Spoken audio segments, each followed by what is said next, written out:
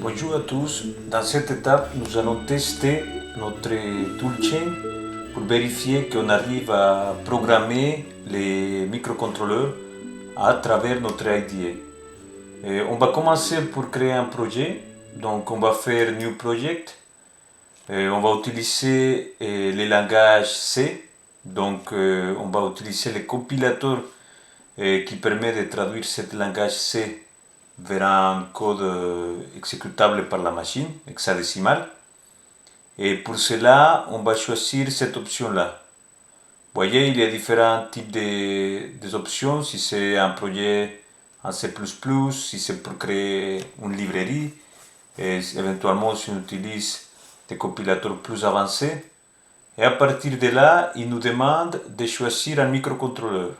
Donc, vous voyez, vous avez beaucoup de choix. Il y a les 328 qui est utilisé notamment sur des cartes Arduino Uno. Dans notre cas, on utilise l'Atmega 32.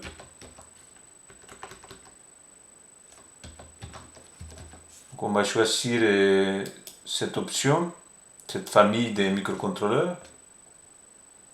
Et par la suite, le projet est créé avec toutes les dépendances, toutes les librairies, directement comme ça.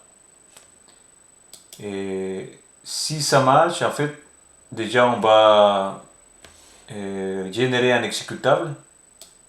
Donc là, l'exécutable a été généré.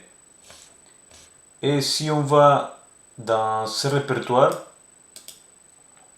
on verra apparaître plusieurs fichiers.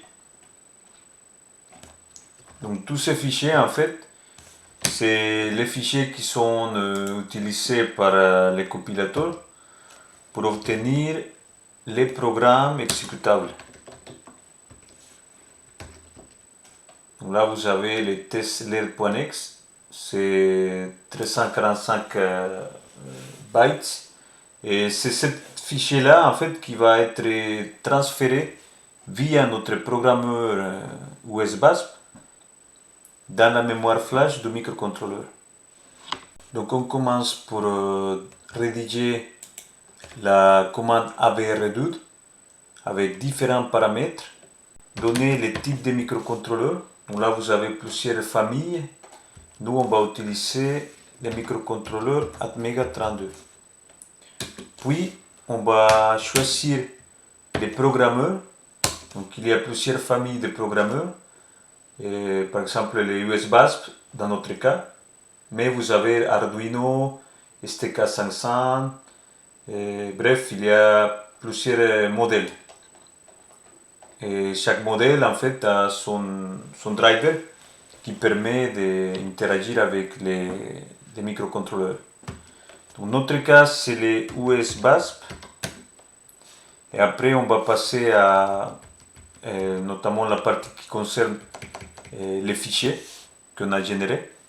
Donc notre cas, c'est un fichier qui s'appelle testled. On connecte notre dispositif à le port USB et on exécute la commande.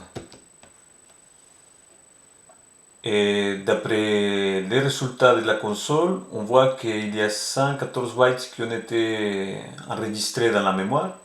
Donc ça veut dire que le système a correctement communiqué avec la mémoire pour surcharger et persister de nouveaux fichiers hexadécimales. Donc celui qu'on a créé.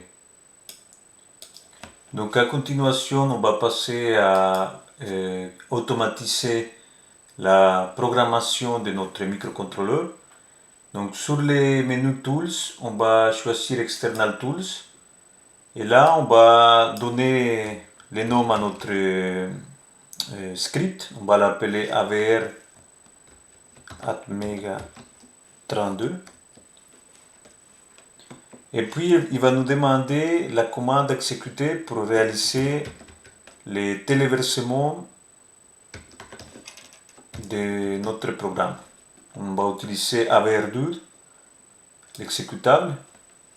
Les arguments, c'est les mêmes qu'on avait utilisés tout à l'heure, avec la différence qu'on a mis des valeurs relatives, notamment pour les noms du répertoire racine, mais aussi pour les noms de fichiers hexadécimales.